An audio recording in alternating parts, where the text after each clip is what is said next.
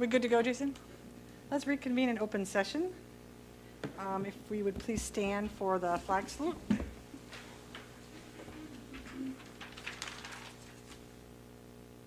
pledge allegiance to the flag of the United States of America and to the republic for which it stands, one nation, under God, indivisible, with liberty and justice for all.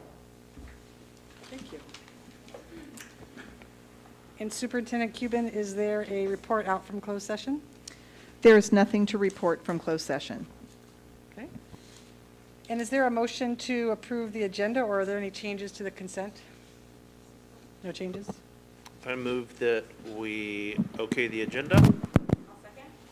I'll second. Thank you. All those in favor? Aye. Aye. Opposed or abstentions? Thank you. Moving to the consent agenda. Is there a motion to approve the consent agenda? I so move. Thank you. I'll second that. All in favor? Aye. Opposed or abstentions? Thank you. Okay, public comment for items not on the agenda.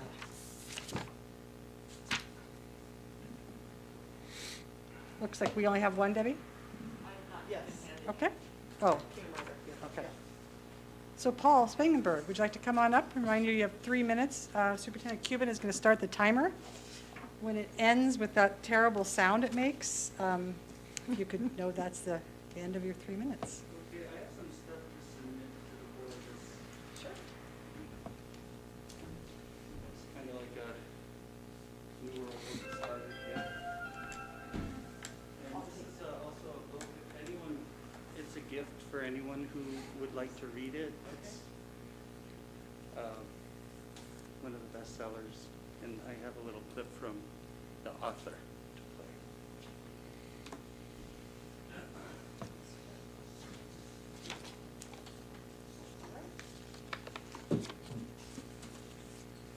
Well, they have to give it to kids because here's why. They cannot market this vaccine without having immunity shield. So, I mean, I sue pharmaceutical companies for a living, and I have enough criminal activity that I know about Pfizer at this point and Moderna. And if they went ahead and marketed a vaccine where they end up killing people or injuring them, and I can sue them, well, they'd be through. So they're never going to market a vaccine, allow people access to a vaccine, an approved vaccine, without getting liability protection. Now, the emergency use authorization vaccines have liability protection under the PrEP Act and the CARES Act. So as long as you take an emergency use, you can't sue them. Once they get approved, now you can sue them, unless they can get it recommended for children. What? Because all vaccines that are recommended, officially recommended for children, get liability protection, even if an adult gets that vaccine. That's why they're going after kids. They know this is going to kill and injure a huge number of children, but they need to do it for the liability protection. And here's how they know that it's going to injure kids. During the Pfizer study, they only tested it on 1,300 children. And one of those, we now know, was a girl called Maddie Gary. And we only know about this because she and her family came forward and told us what happened. Maddie Gary got the vaccine. She immediately went into seizures. She is now in a wheelchair for life, and she needs a feeding tube to eat. So because Pfizer only tested on 1,300 kids, it is stuck with the extrapolation that 1 out of every 1,300 kids is going to be injured like that, an injury worse than death. Pfizer did not report her injury. Instead, it said she had a stomach ache. So that's what they reported to the FDA. They lied.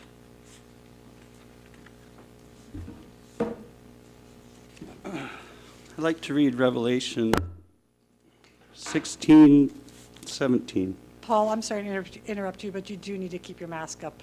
Oh. We keep ours up when we talk as well. Thank you. And he causeth all, the small and the great, the rich and the poor, the free men and the slaves, to be given a mark on their right hand or on their forehead. And he provides that no one should be able to buy or sell except the one who has the mark, either the name of the beast or the number of his name. Thank you. Thank you very much. No other public comment? Okay. I forgot to welcome everybody here, the two people in the audience, but thank you for coming. Moving on for our student advisory report today, we do not have our student advisor present. And then next we would have our employee organizations. We also do not have our CSEA rep here, but we do have UTA. Becky.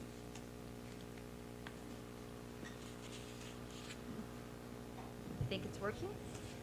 It looks like it's. Yeah. Wow, things went so quickly. I can't believe how quickly we got to this part. So, welcome. Yes, thank you. It's a little bit of a flurry coming in today. Having come back just from break last week, and then starting the last week and this week, it has been a breakneck speed, right? We literally hit the ground running and have not stopped since. So it's great because it makes the days fly by, and it's a joy to be there to see our children each day. And at my particular site, we've been getting new students throughout the week, and so we have been welcoming new children each and every day, and just getting to know them and learn more about them. So taking today to sort of stop and step back and think about our greater staff across the sites and across our district, I have to say I'm in a little bit of an awe moment, because as we all came back after a rather busy break time, everyone was sort of greeting the new year with a little bit of trepidation and caution, but also excitement. And so with this mixture of feelings, it brought with it a real energy that was inspiring to see as teachers were trying to grow the rigor in their classrooms and just provide as much normalcy within the walls of their classroom as possible. And just bring to those students a day of learning and inspiration that would help them to know that this is a place where they can go to be their happy place. And I have to say, when we brought in this new young man who's new to California, and I asked him, so what is the best thing about Ukiah? He said, coming to school. And I thought, yeah, that's right. Being right here. So I was excited that he has enjoyed it so much, and excited to have that young man at our site, and glad that we're going to get a chance to get to know him more. And in addition to that, I just want to say that the amount of effort that I've seen, the late night lights that have been on in classrooms as people are continuing to prepare for the next day, it is sobering to know people are willing to go to such lengths to provide what they think their students need, and to work so hard to find out just where are the greatest points of leverage in their education that will help move them to the points where they need to be in order to be the most successful.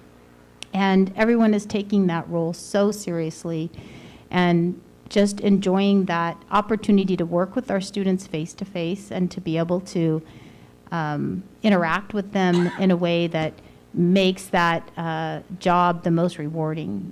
That everyone says we love all that we do, but when you are working with students, when you are working with children, that is the most rewarding part of this work. And I'm thankful for our teachers across those sites, keeping these programs up and running the way they have been, jumping in to sort of pinch hit for each other as we've had absences, and the struggle with getting subs, and I appreciate the massive amounts of PPE that Gabe Sherman works hard to provide. I know that all of us would like to say thank you to our CSEA colleagues and administrative and certificated colleagues that are constantly participating in the testing to make it so accessible and easy, and just making it sure that that's never a barrier towards getting things going and keeping things moving on a daily basis. So it's a wonderful place to be, and I'm hoping that we can continue to just take each day by the horns and make some new things happen. And we appreciate the work that we're all doing to move things forward, and the work that Deb has been doing to keep everyone informed as well and keep things provided for and moving. So thank you very much for that. And I look forward to working together on the budget and how we're going to move forward in the next couple of years as our funding becomes as creative and as colorful as we can imagine. So thank you so much. Thank you very much, Becky, for that really nice report. Are there any questions? Or Trustee Van Zandt? Yeah, I had a question. Becky, are your students, are they new to the area? I was intrigued by the new students showing up. Or are they coming back from independent study? They're like moving to Ukiah? Oh, yeah. That's cool. Another state. Okay. Any other questions or comments for Becky? Thank you, Becky. So we have it's late, but we did have another public comment that came in after we were finished with public comment. Does the board want to hear it, even though it's late? Sure. Yeah. Okay. Karen Hart, do you want to come on up for your public comment?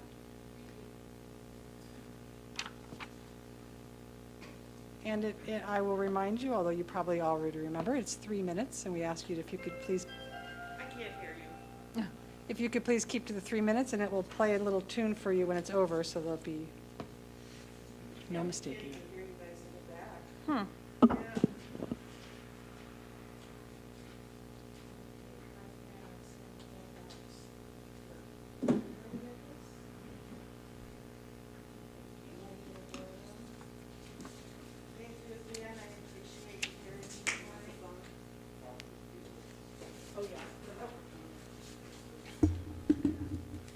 Thank you. I appreciate you hearing me tonight. In your handout you'll get, I found a great website. It's called The COVID World. It's global. It has a lot of information. And one thing that really struck my heart these past 2 weeks is this little girl, Amber Suarez, 3 years old. She's in Argentina. She was vaccinated on December 15th, passed away a day later from cardiac arrest. This is real. You can go on that website and see others. I just can't emphasize enough how vaccines, which the COVID jab is not a vaccine, it's not a true vaccine. It needs to be by choice. This article goes on to say that this little girl received the jab because otherwise she would have not been allowed to go to kindergarten due to a vaccine mandate. It's not a vaccine. And there's so many people globally that seem to follow what the top down wants people to do just to comply. It's not a vaccine. It's not a vaccine. It's not a true vaccine. I got the vaccine. I got 2 shots last year, the mRNA. I thought it was a vaccine. Kaiser told me it was. I signed papers for the vaccine. It wasn't. It's a messenger that changes my RNA forever. And so if any of you are behind having our kids get this shot, you're playing Russian roulette. Which one? Which one is going to have, like I have the myocarditis, but my doctor won't even recognize it. Well, how come I'm so short of breath? How come I can't do like I did before?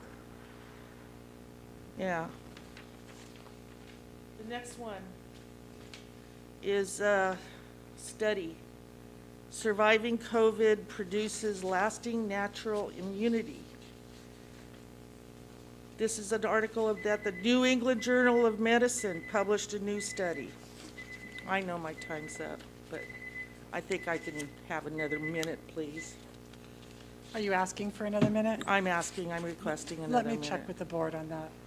Would you like to give her another Researchers- minute? Okay, we'll give you another minute, Ms. Hart. You know, I think 3 minutes is not long enough. 5, please. Researchers compare COVID to the common cold. As more and more mutants come out, the vaccine, so-called jab thing, is going to be less because the mRNA doesn't address this different spike proteins. And as more mutants come out, the less virulent it becomes. We're almost at the end of this. Also, I've attached, Governor Newsom announces new package, $2.7 billion of COVID emergency response package. I'm sure there's a lot of people in our government, school districts, counties, that are just salivating at the money. But I just wanted to show you, you guys can read it. I emailed it to each one of you. My property taxes went up significantly for Ukiah bond, unified bond. $704 in perpetuity. Do y'all know what perpetuity means? That means forever. And if you live in Ukiah, you probably got similar too. You need to go find out how much that Measure B put on your tax bill. I spoke with the Auditor Controller's Office today. That bond, the Ukiah School District, since that tax went in, you guys get $9 million a year plus. So, Ms. Hart, if you have... So, in ending, I'm just saying, you guys need to do your jobs for us who voted you in and not be so preoccupied with instituting top-down mandates that are against the law, and do everything you can to put relief on the citizens. I don't have kids in the school district. Why should I even have to pay? I know we need to educate our children. Let's just have them learn to read, write, and do arithmetic, and spend the money in the best way. And I hope that you will make public on the website what the budget is for this year. Not your proposed budget, but what the budget is. Okay. Be more transparent, have it available to where I can click and look. Thank you, Ms. Please, Hart. thank you. Okay. Next, we have our leadership team report with Cara Blanco.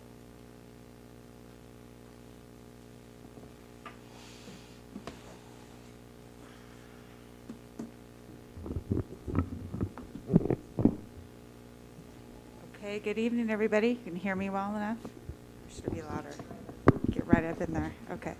Well, good evening. It's my pleasure to be here and report on what we're doing at Grace Hudson. So, this is our leadership report. So we've been doing a lot of different things online with Doug Fisher and with Breeze Daniels. And we meet, we have teams of principals that meet from all over that are part of the CAPS network. And the thing that I'm really gleaning is that people are really focused on the 3 essential questions, just like we are at Grace Hudson. What am I learning today? So those are the learning intentions and the standards and objectives, so looking at that a different way. Why am I learning this? So having kids create relevance and make connections to real life and how they use math and reading and so forth. And then how will I know? And that's our success criteria and our assessment. We're really also focused on having students self-assess as well and teaching them how to do that for themselves. And this here picture is just a picture of what we have in classrooms at Grace Hudson in both English and Spanish.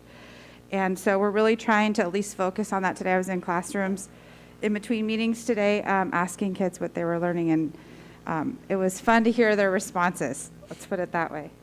Yeah, but I noticed that a lot of principals from Mendocino, Sonoma counties are really focused on these 3 essential questions.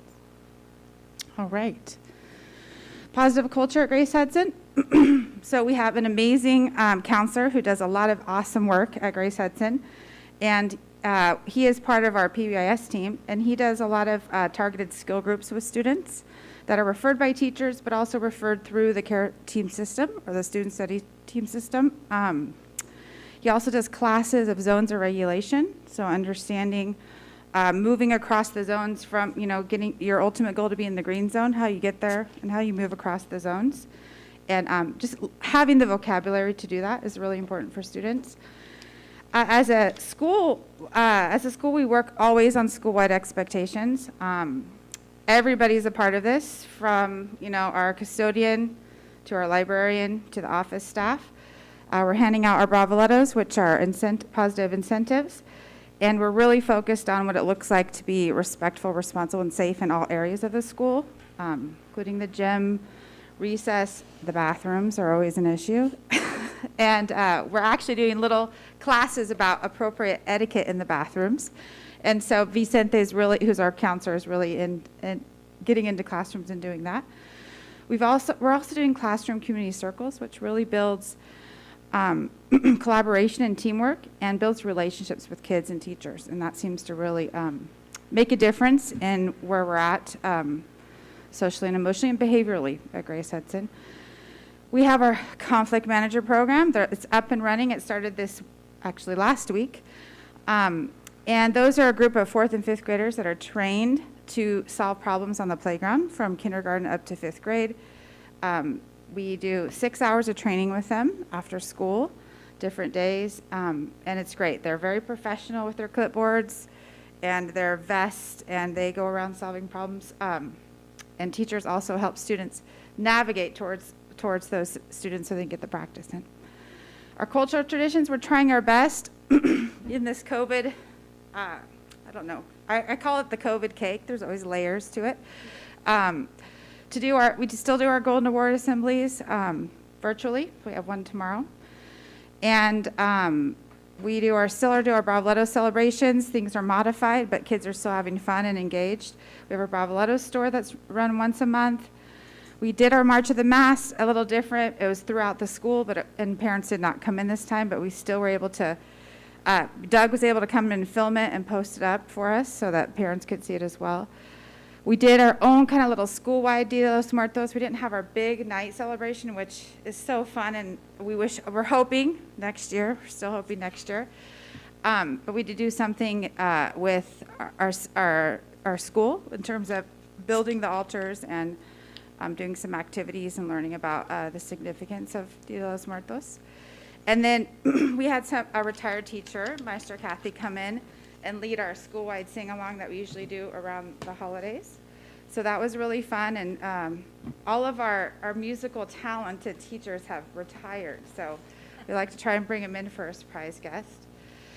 I really think PE, 40 minutes a day, is super important, especially right now for students, for their physical, mental, which leads to academic, all of this, and social and emotional health. So I'm really appreciative that we have that program. And we have a phenomenal staff to do that. And the kids love it. The kids have a lot of fun doing that. And we're starting this campaign of celebrating the power of being bilingual. And so we're going to get big signs to hang up in the halls, inviting bilingual community members, probably via Zoom at this point, talking about careers and doing activities around the power of being bilingual. We're really talking about in our PBS teams about how kids have a very narrow scope, typically just the neighborhood sometimes. And so to see themselves as being bilingual community members is really important for us. academics, we're super lucky to have Rosa Molina coming in to do some consulting for us. She is the director of the Two-Way Dual Language Education Foundation, and she is like the guru of everything. So she was kind of just like, when Dolores Huerta came to Grace Hudson, when Rosa Molina came to Grace Hudson, it's like everybody was like almost bowing down on their knees. And so we're super excited to have her there. She's really helping us realign and strengthen our dual language immersion program at Grace Hudson, and hopefully we'll be moving up into Palmalita in the high school as well, so that it's a more cohesive strand for our students. So we're really talking about writing right now, the differences and the nuances in teaching Spanish reading and writing, and its alignment to the Common Core.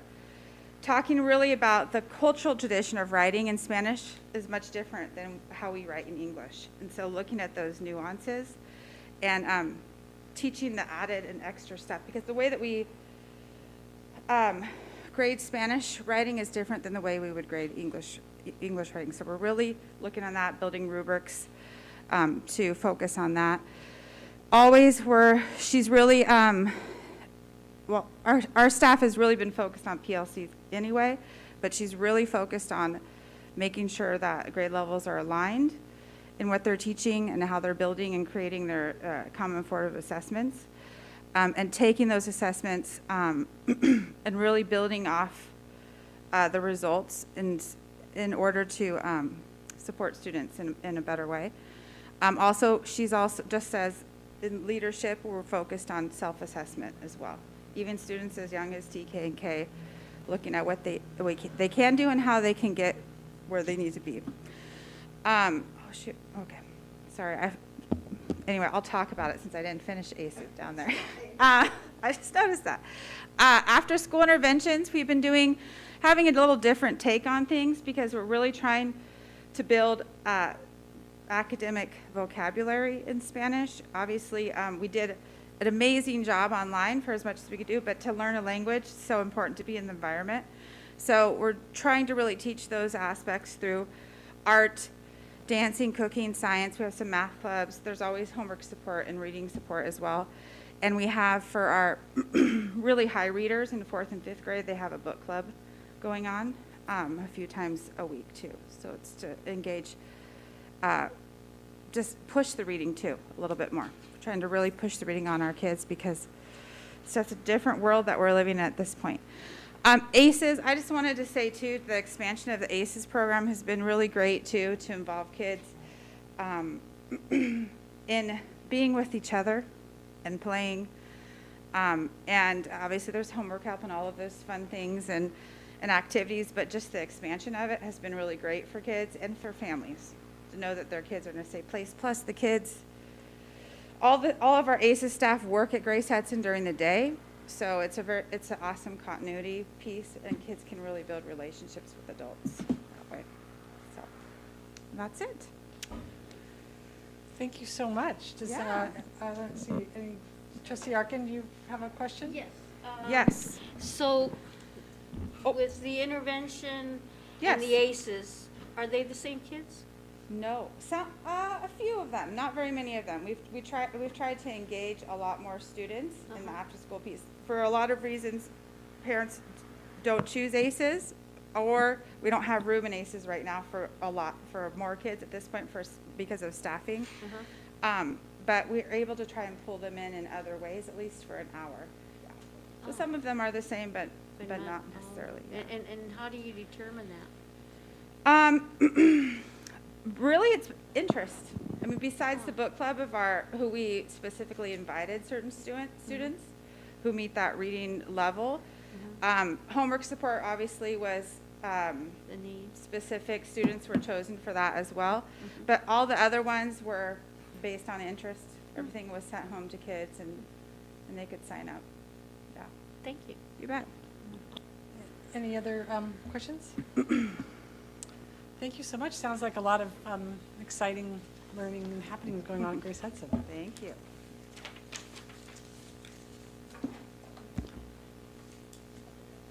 Okay, so moving on to operational systems, we have our state budget overview, the governor's January budget proposal for 22-23 and its impact on Ukiah Unified School District's budget.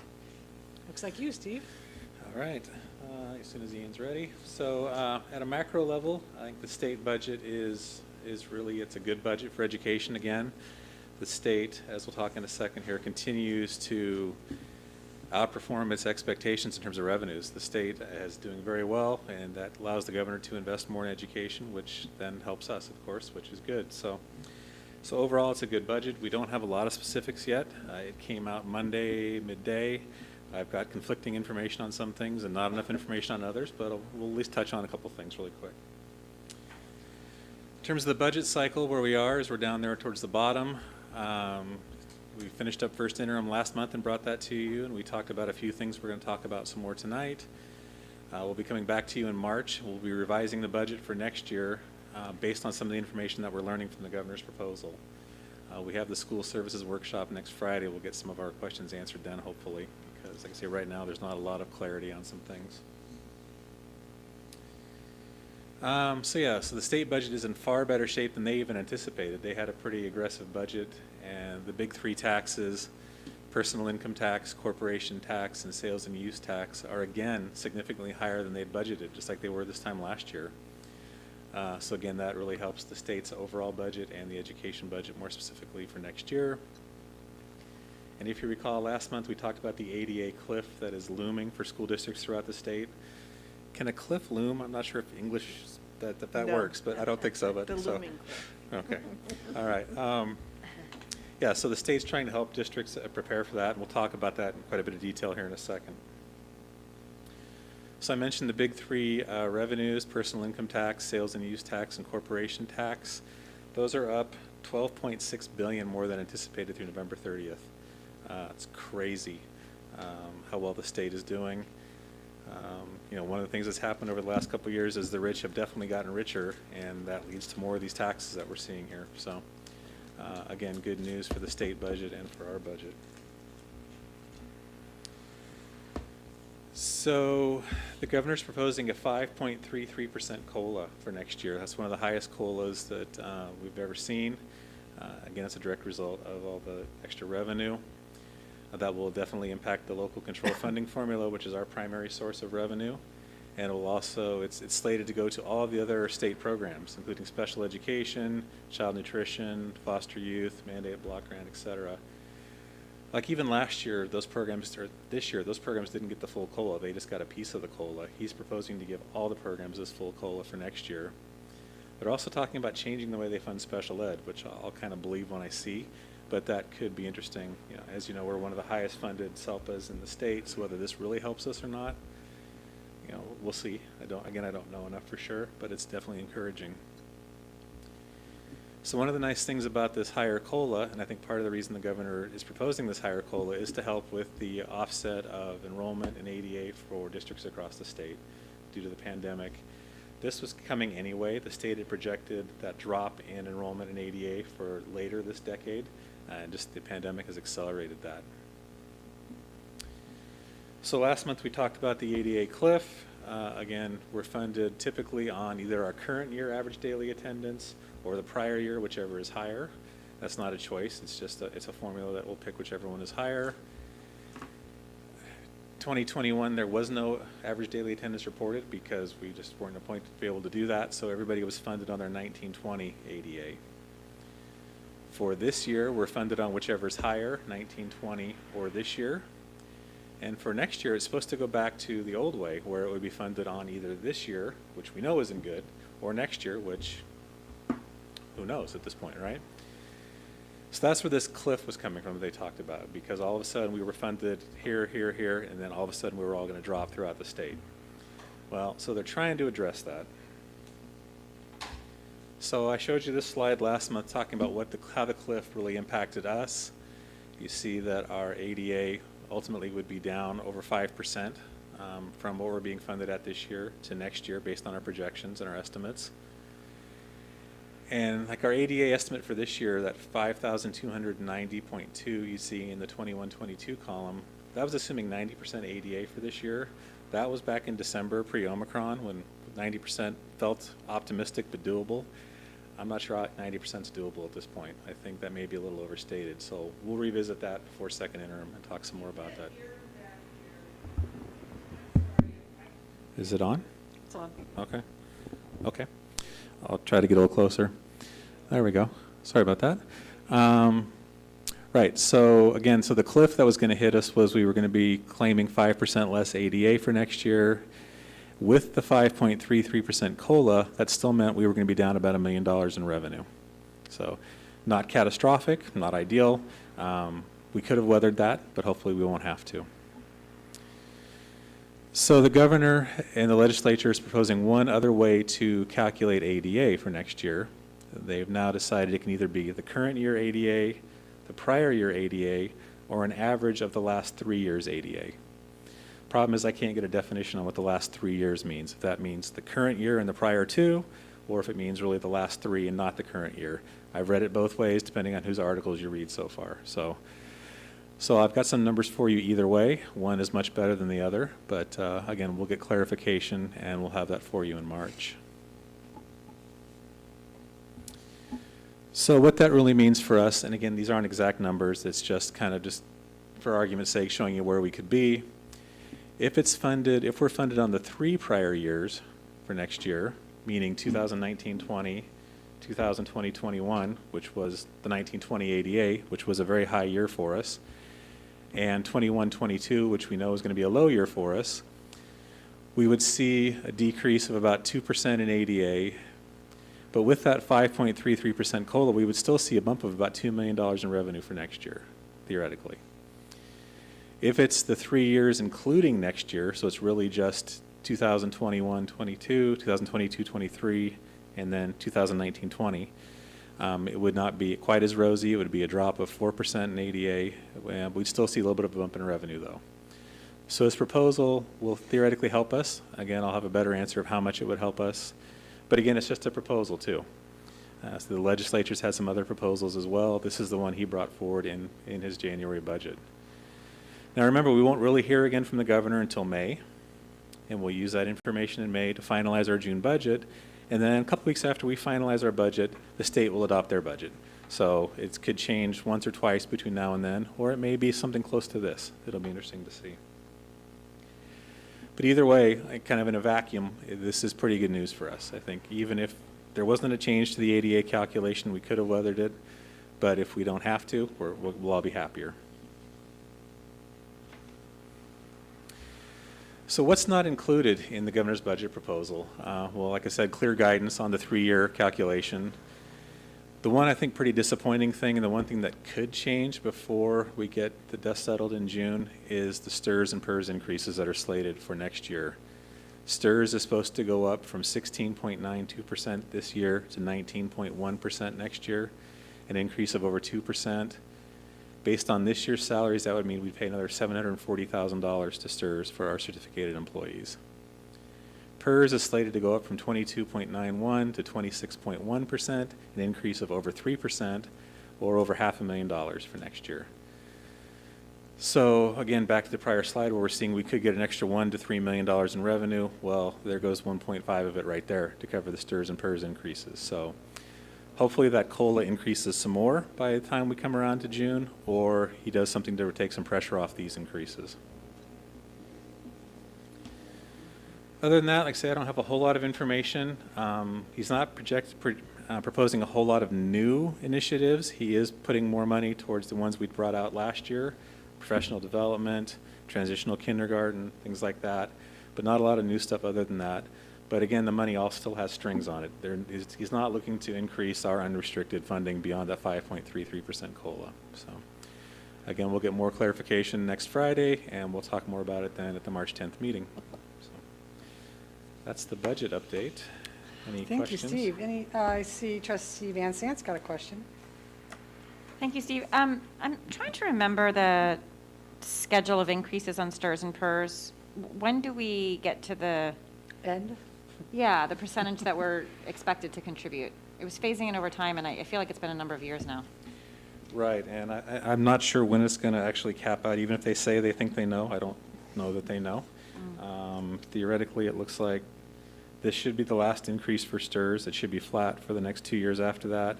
And PERS is supposed to go up again in 23, 24 by another %, then another 0.5% the following year. Yeah, so PERS is slated to get up to 27.7% by 24, 25. That's a crazy high percentage. That means for every $1 we pay a classified employee, we pay PERS 28 cents. That's a lot of money. Okay, thank you. Any other questions?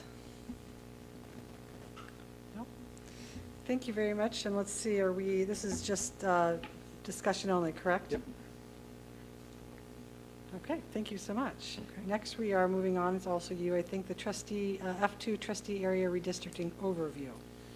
Correct. So unfortunately, Rob Murray, our consultant with a company called King Consulting, he was hoping to be here tonight, but he was double booked with Chico, and he was thinking he could get from the Chico board meeting to our board meeting in time, and we kind of realized that probably wasn't going to work. So we felt since this was just kind of an informational update tonight, he did some coaching with me, and hopefully I can present and answer questions well enough to get us through tonight. So because we have different voter or trustee areas, we have the north, the central, and the south, we are obligated through the California Voting Rights Act to, every 10 years after the census comes out, relook at our trustee areas and make sure they're semi-balanced.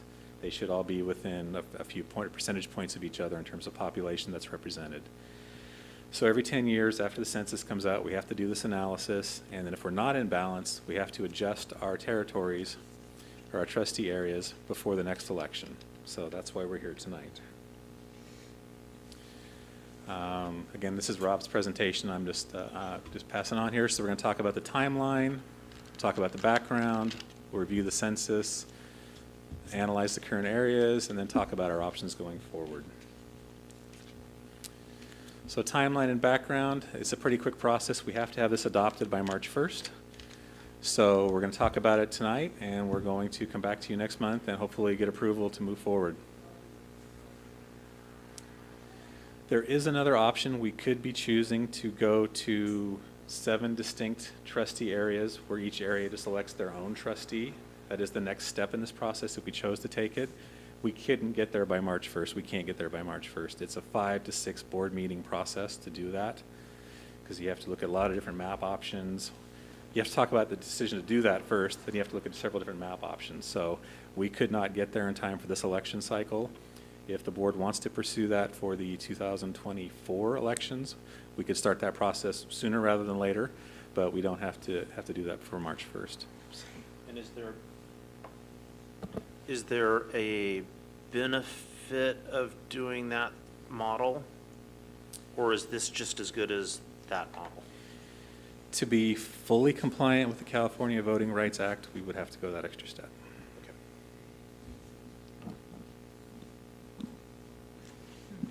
So can I ask a question then? Yeah, trustee Arkin? Yes. So does that mean we have to do it?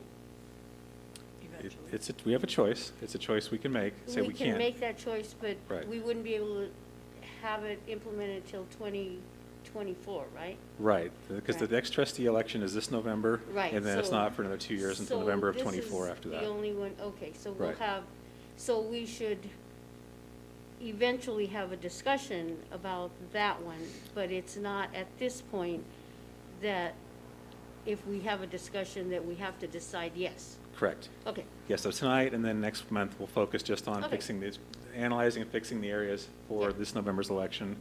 Again, we can talk with Rob when he's here next month about next steps if we want to, how we want to start talking about that and maybe develop a timeline if we choose to. okay. So some background, again, per education code, school districts where trustee areas have been established must adjust their boundaries after the census data comes out. Again, same proportion in relation to each other. A 10% total variance is allowed. So because we have 2 trustees from the north, 4 from the central, and 1 from the south, the trustee area should mirror those percentages, right? So 2/7, or was that 28%, 29% of the voters should be in the north, and so on. And again, we have March 1st to get this done. And just to clarify, because I wanted to make sure, when we say population, it is actually people per the census. It's not registered voters, it's not families with children, it's just people. So I have another question, or should I Okay. wait till you're done? Yeah, let's wait. Depends what If your you don't question mind. is, but okay, Okay. sure. Okay. Okay, so the current trustee areas, so here's a map of the current trustee areas. The north, you see, has currently 11,519 people. The central area has 23,038, and the southern area, which is the biggest geographically, has the fewest voters with 4,991. And so again, the southern area should be 1/7 of the vote of the population. The north should be 2/7, and the central should be 4/7. So this next slide shows you the total population of our district is 40,316 based on the census that was just completed. So that 1/7 equals about 5,759. So then the north should be 2 times that amount, or 11,519. The central should be 23,038, which is the 5759 times 4. And then the southern area should be the 5759.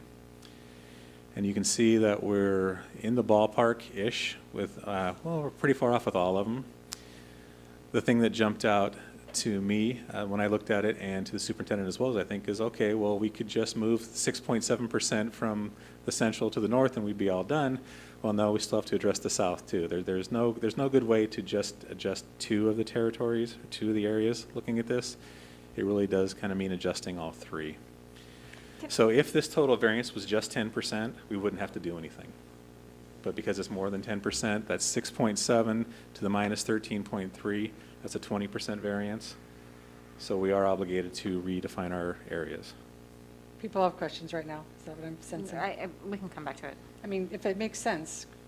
Yeah, Steve's I'm agreeable with that. flexible. I guess I'm just, if they can't be off by 10%, and I'm not opposed to adjusting both boundaries, but it sounds, so if we take people from central and add them to south, it looks like all of them will be within 10%. So why do we have to? That total variance, it has to be, right now it's 20%. And the other thing is, and we'll talk more about this in a couple slides, is we can't just move people. We have to move voting precincts. And so it's a little bit harder than just moving 14 people to make things right. Yeah, it's a math Still- exercise. so it's I still think. The Yeah. variance is actually 20% between the central and the south. And then the north is going to be 12%, right? Wait, what? 6 Correct. and the difference between 6% and -6? So the rule is that the total variance between the largest and smallest, Between all of them. It has to And be right between- now, it's 6.7 to -13, right? And Right. That's it. well, that's not That's the a- largest and the smallest, that's the middle and the smallest. No, that's the largest. 'cause The one's- variances, she means. Oh, I One's see what you under. mean. But that doesn't, I don't know. Obviously. So they're all out of whack as these, and there's not a simple fix, right? It's not quite just moving 1 or 2, unfortunately, so. So I have a question. Okay. Yeah, just trustee Becky. So they've done the census, it's in, but now I see all these apartments and housing Yeah. and stuff that are going up. So we missed a bulk, right? It's true. It's It's the every too 10-year bad? census, yeah, it's just. It's yep. just too bad? It's every 10 years. It's via based on the the census. yeah. No, I remember Yeah. when we made other shifts, yeah. Yeah. And You're right, though. conversely. Several hundred people are now, Yes. and Right. yeah. But if you think about it, if every jurisdiction in the state tried to adjust every time there was a new development, Yeah. Right. we would all go insane, right? Go crazy. And so it's just drawn, the California Voting Rights Act says it's based on the census data, and you visit it once every 10 years. So it's not perfect. Right. Yeah, it is somewhat arbitrary, but to do it more often, it's time-consuming, expensive, and So you're gonna show us how you'll do it? And then Getting you'll there. present it, how you're doing it? correct. Okay, so where do we go here? Okay. So there are what are called census blocks. That was a new term to me. I wasn't aware of that. There are actually 1,163 census blocks inside our district. 781 of those have people in them. So we have a lot of census blocks with nobody, interestingly enough. Those range from 0 to 589 people in each census block. More importantly, for our exercise, we have 181 precincts in our district, which was a lot more than I thought, too. So the question becomes, is we're going to have to move precincts around to then balance these territories. Now, in a worst-case scenario, we could split up existing precincts and work with the county to do that. We'd rather not do that, and we're hoping we don't have to do that, but that is also an option. So this is just kind of a zoom in on our existing territories, just to show you all the precincts. So all those different lines you see up there are voting precincts. All those little those little block lines? Yep. So you can see some of them are really, really small, and some of them are really, really big. I think a lot of trees in the bigger ones, though.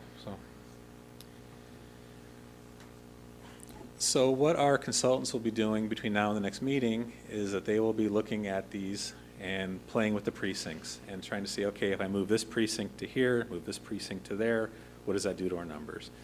And they're going to play with this, and they're going to come back with 2 different options. And then so you'll have 4 choices ultimately to look at the next board meeting. So, again, this is what they do, and we were lucky to find these folks that do this, because every agency in the state that does this kind of work is slammed, because the census came out really late, for those of you who didn't know that. And so it came out in like October, November, and everybody has to have this done by March 1st. So it's definitely a hustle. So I'm glad it's only every 10 years. So again, so they're going to come back with basically 4 different options for us. They'll present them to you next month, answer any questions, and then we can choose to make a decision at that board meeting, or we can have a special meeting later to make the ultimate decision. But I don't think it'll be that complicated. I think it's going to be pretty obvious once they look at the precincts and the number of people in those precincts. So, and with that, again, yeah, February 10th, that gets us for the March 1st deadline. Well, thank you so much, Steve, for filling in for them. Any other questions? Trustee Arkin? So, are we letting our constituents know this? It's Yes. a public meeting. Yeah, we can do a public hearing as part of the meeting if we choose to. That's not bad. B, we can have Doug write up a press release, and we'll do Yeah. some communication Yeah, out. just in Yep. case some, because the people in the middle of all these districts, it won't matter. But I remember the edge people, that it matters, and it's important that they know why we're doing it and that it needs to be done. And just so that they're aware that it didn't get snuck in there, that there's a process. Sure. So that would be great. Sure. Yeah. Yep. Well, that's a great idea. Thank you. Yeah. Any other questions? I'm sorry, but we're unable to take public comment during our meeting. They can fill out a form. Yeah. If you'd like to fill out a form for this item, you can, because it's on the agenda, but we can't just randomly take comments from the audience. So are there other questions or comments? I don't have any questions. I mean, I'm looking forward to seeing the new maps. I can't, this map here, I can't really. Yeah. So I was like, I can't, it's hard for me to figure out where the boundaries are, so I'm sure the other ones will be much more clear. Yep. I know where I live, yes. No, I know where I live. It's the boundary up in the northern district is a little less clear to me, but it's okay. We'll figure it out when. And they did a review where all of our current board members live, and they would definitely stay within their territories. Yeah. Any of the changes they'd bring forward would not impact trustee representation of the current board. Just because I'm curious, I would assume that if it did, that person would need to recuse themselves? It just seems awkward. Possibly, yeah. If it came to that, possibly, sure. Yeah, it's interesting how this map sort of eats away at, this little purple sneaks down into the. Yeah, I didn't realize the purple came down that way. And that's where at some point, if we chose to go to the next step, splitting up the central especially could be pretty interesting.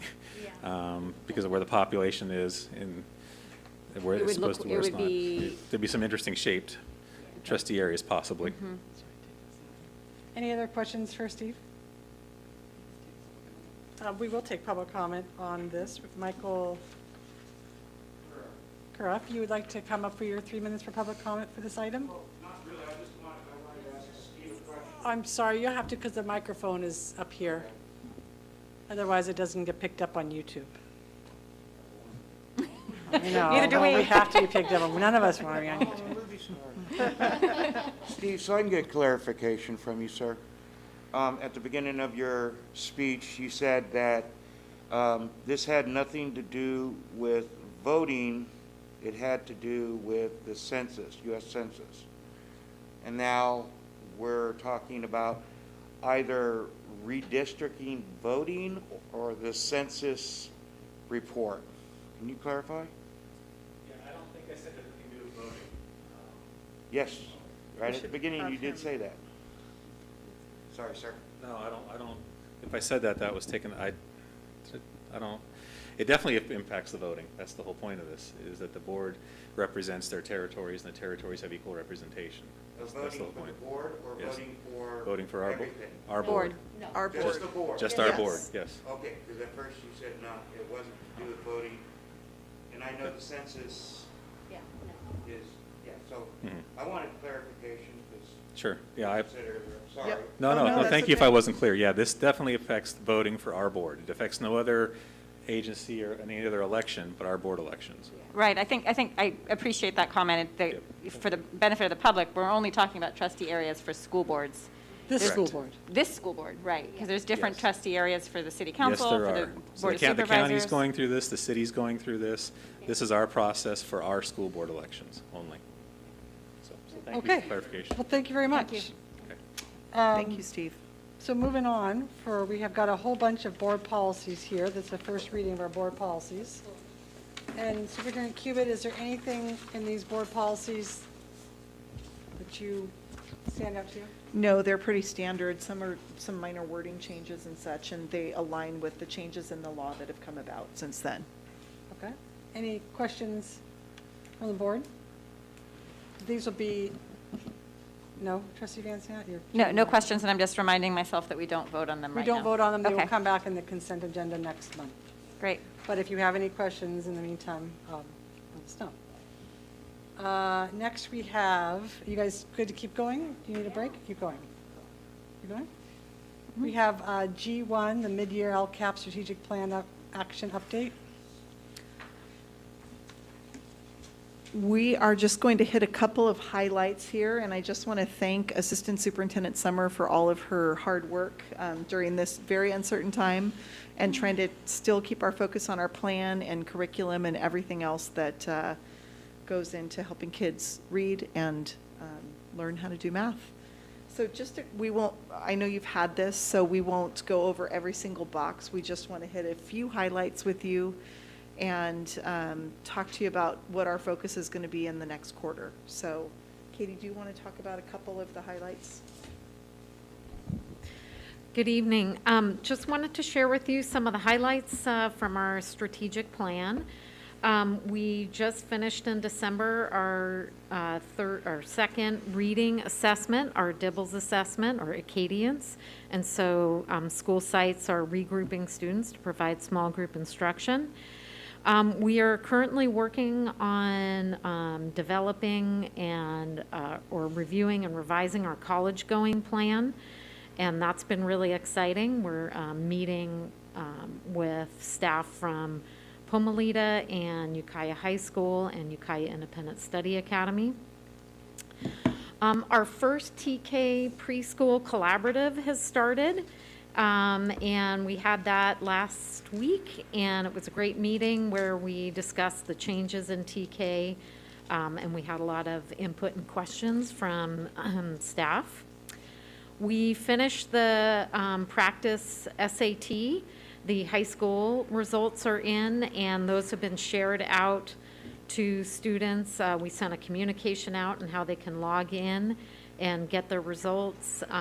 We've also sent to the high school the raw results, and students have received their booklets back so they can go back and reflect on how they did and look at the questions. And we haven't sent out the teacher reports yet. We're waiting for Illuminate to get the shells ready so we can upload that data. We've started our Gait Assessments, and we started with a pilot at Nokomis at the 4-5 combo. We are doing that assessment online now through Pearson. And it's really great because the students go online, take the assessment, and it scores that assessment quickly, and we get those results back. Next week, we have Frank Zeke scheduled, so our goal right now is to get our 4th and 5th grade students assessed this month, and our 3rd grade as well in February, and then to have our 2nd grade in May. So that's moving forward. And we are starting summer school planning. We're really excited about our expanded summer school. Again, it will be 6 weeks long and a 9-hour day offered to our students, at least in K-6, and we're developing that right now, so we're really excited about that.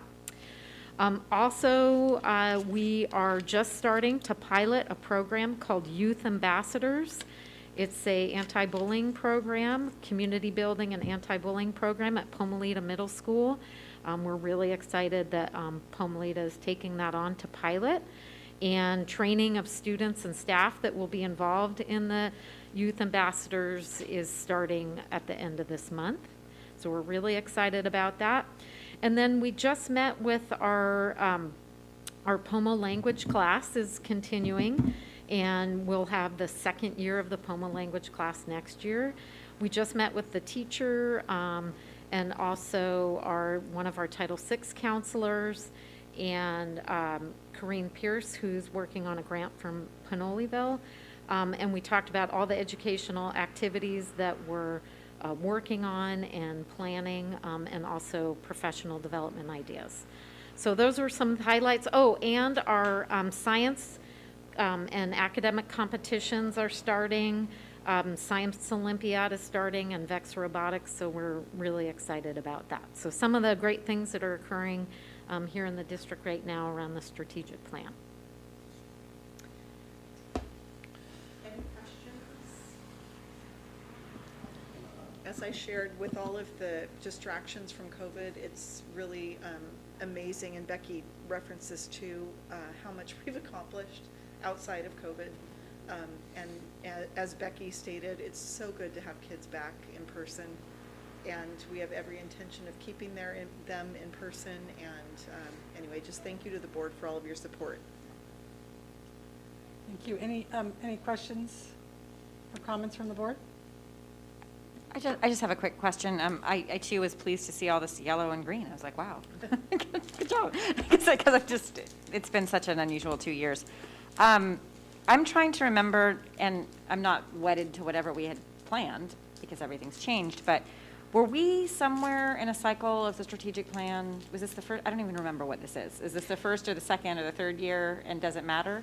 This is year 2. We were having this discussion the other day. Okay.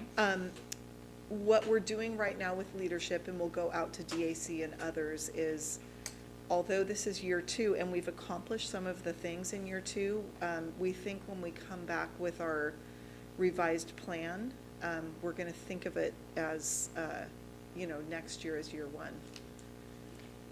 1.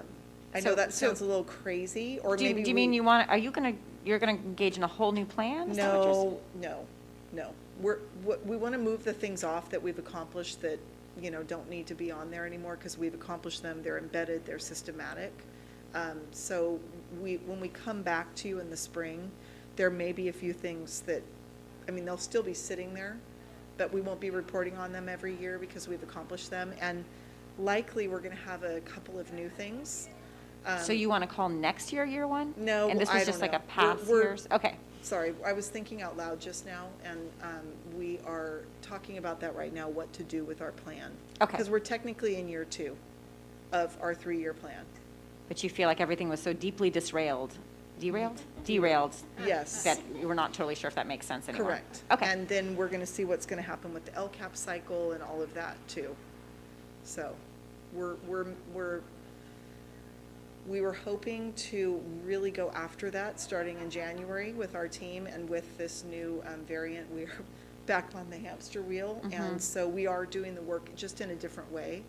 And we're hoping to come back to the board starting in February with some recommendations, suggestions. We really, last year we incorporated a lot of what our staff, students, and families said they loved that we did during distance learning, that they want us to keep on doing, and then so we incorporated some of that, and we're in the data input gathering process right now. Okay, thank you. Any other questions? Okay, we do not have we don't need to do anything. This is informational, correct? Thank you, Katie. I bet you're staying up there. For G2, supplemental and concentration grant funded positions from the strategic plan LCAP for 22-23. So we typically, every year, we come in January with a review of positions that are in the strategic plan for next year.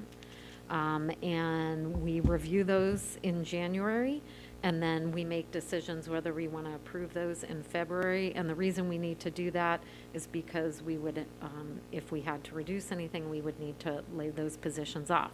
So these positions that are on this are all in the current strategic plan for next year. We have a few highlights just to point out that are slightly different. We met with our leadership team. The math STEM teacher on special assignment, we recommend, again, not filling next year. We really just are not able to hold on to staff or to fill those positions. So we want to recommend that. The other piece that is highlighted on here is the social emotional counselors.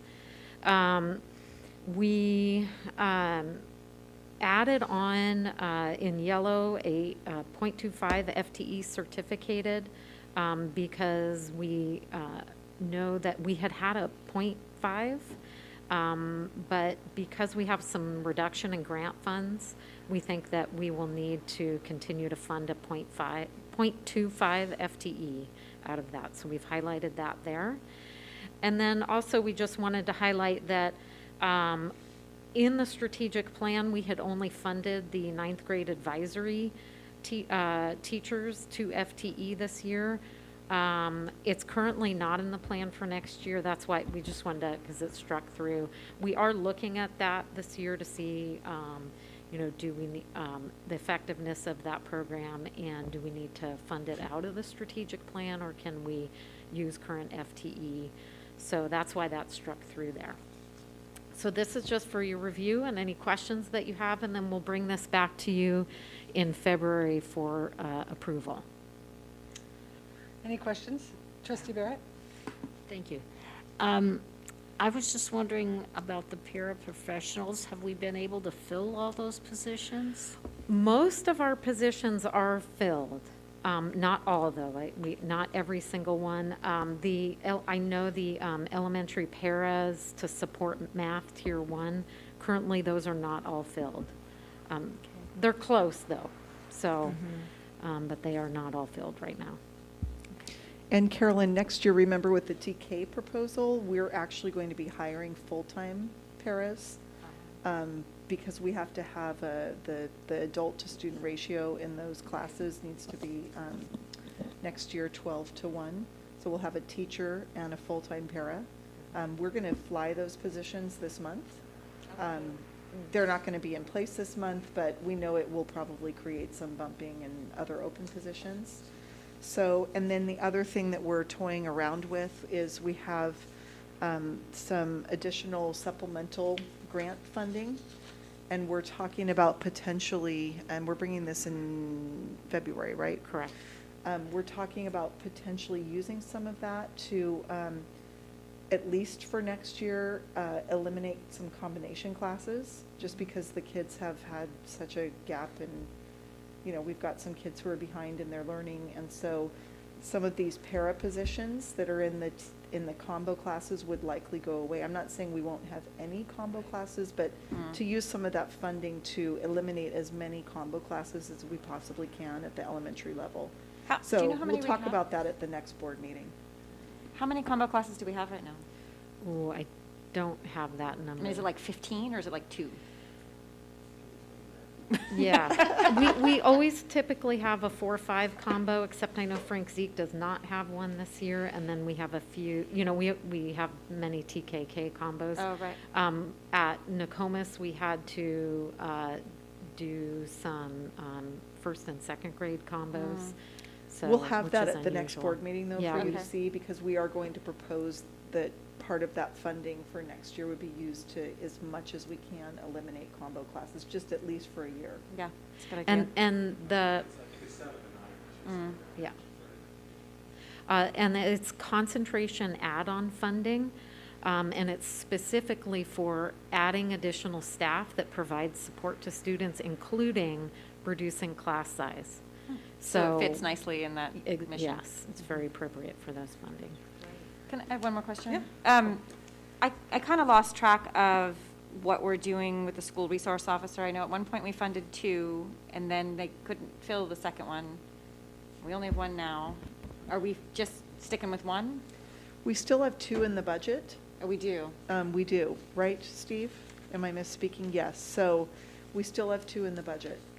But only 1's filled this whole year? Only 1 is filled this whole year, that is And probably for correct. the foreseeable future? Likely. We've been talking with Mendocino County Sheriff's Department. There's some agencies that are doing some more innovative things related to potentially having a community, not a sworn officer, but a community service officer type. So, and I know our schools in the valley, both Calpella and Redwood Valley, and then Grace Hudson, which is outside of UPD's jurisdiction, would like to have some sort of support. So we've been talking about that. Not for this year, probably at this point. So we're still exploring some things that we would bring back to the board for next year. Any other questions? No?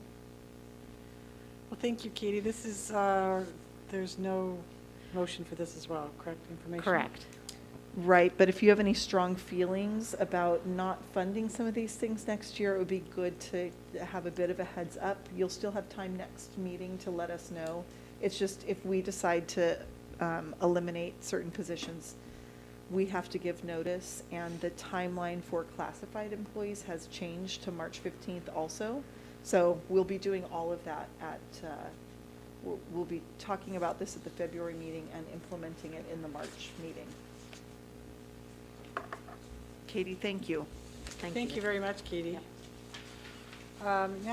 Next, we have the approval of resolution number 9, 2021-22 National School Counseling Week, February 7th through the 11th. I don't think I'll read the resolution. I'll just say a few words about our amazing counselors. Most of you have been on the board for quite some time, and increasing counseling support in our schools has been one of our major focuses. We've made some really great progress, making sure that we're supporting the social emotional well-being of our students, especially during the pandemic. And our counselors just work tirelessly to make sure that the needs of our kids are met, the needs of families are met, and they're just invaluable, an invaluable part of our school district. So we'd like to pass this resolution to support the School Counselors Week, and just, we're super grateful for all of them. Fabulous. Is there a motion to approve this? I so move. Second. All those in favor? Aye. Aye. Opposed or abstentions? Great. Wonderful, thank you. Next, we have student readmission. Is there a motion to readmit student AA01132022? I so move. I'll second. All those in favor? Aye. Opposed or abstentions? Great. That one's done. You still doing your card? You doing a card, a welcome back card still? Welcome back card. Welcome back to who? Readmission. Oh, gosh, yes, not welcome back a student in so long. Yes, I will welcome the student back. Great, thank you. Okay. Forgot. I had no And idea what we were then, sorry. Okay. Parent and community partnership, is there a superintendent's report? Yes, just a couple of things. One is I cannot state strongly enough how grateful I am to our Ukiah Unified staff. And as I've said before, you can tell a lot about an organization by how they work together in a crisis. And our staff has really done that. And we have, as we are starting to experience more people out and a staffing shortage, across our organization, our staff is stepping up, they're filling in. Some days you drive into this parking lot and many of our staff are out at school sites. We are fully committed to keeping our schools open to in-person learning, and we will do whatever we need to do to make that happen, including closing this district office and deploying everybody out to school sites to help. So I just want to thank everybody for everything that they're doing to help our kids stay in school in person. We have a couple of our principals here, and I'll just say that people are tired, and but yet they stand there every day welcoming those amazing kids to school. So we're really I feel like a proud parent of a wonderful, amazing group of 826 employees with Ukiah Unified. So I'm really grateful to be able to, and honored to work with them. With that being said, we've got a lot going on in our school district. I think the VEX robotics team is going somewhere tomorrow. We have a virtual science Olympiad team competing this weekend. We have basketball, wrestling, trying to think of everything else that's going on. A lot of things are going on with kids in our district in addition to everything that they do. I had the honor of attending the grand opening of our soccer field on Saturday. Grateful to our Title VI chair, Julian Maldonado, and his family for coming out and participating in that. Our choir sang to the band playing, and that was really beautiful. There were delicious tacos being served up and amazing athletes on the field, and so many parents watching with joy, watching their kids play. So I'm really grateful to our community for passing Measure A so that we can actually have that field for our kids and engage them in really meaningful things. So what was I going to say? Just probably a last note. I think it's really important as we are dealing with this current surge to stay the course. We have great safety protocols in our schools. We've worked really hard on them. We've got great testing protocols, mask wearing, ventilation systems, and we definitely have quite a few kids out right now. I think our attendance rate yesterday was 85%. It's typically about 93%. So we're hoping to catch things before we have outbreaks in our schools. Our staff, we had yesterday we had about 12% of our staff out, but that's for a variety of reasons. When we analyzed the percentage of staff members who maybe have COVID, it's more like 3%. So I think it's really important to stay the course and not let rumors fly. We've got a couple of smaller districts around us taking a day tomorrow to regroup, and we're not in that situation. So anyway, I just appreciate everybody's being safe and healthy and making sure that we're complying. There's also a lot of discussion. We're in a league with Sonoma County, and so Sonoma County has started to limit the number of people who can be indoors at events, which includes basketball games. We have not done that yet in our county. We're really pleading with the community to make sure that they are honoring our students by honoring the mask requirements when they come to our games so that we can still have spectators at our events. So just a little plea to the community there, because we really do want parents to come and be able to watch their kids at athletic events, and we're very committed to keeping that. And with that, I think that is all. I'm super happy to be here and looking forward to a day where we're not dealing with COVID. Okay, thank you, Deb. how about a board member's report? Does anyone have anything to add knowledge to the board? Trustee Arkin? You know, I just wanted to also thank everybody who worked on the Measure A, and we got to see the beautiful soccer field that it was done so quickly in spite of the rain and everything. It was very exciting. It looks great. I wish it was a real surprise to me, to, you know, how hard they worked and everything. Steve, Gabe, I mean, they just worked so hard. And I had a couple people actually say to me, thank you to the board for giving, also for having money available so that parents and families could come in. That, you know, I was like, oh, well, you know, I had forgotten. And anyway, I thought that was nice.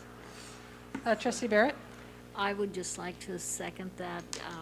It was a great ceremony on Saturday, and the soccer field is incredible.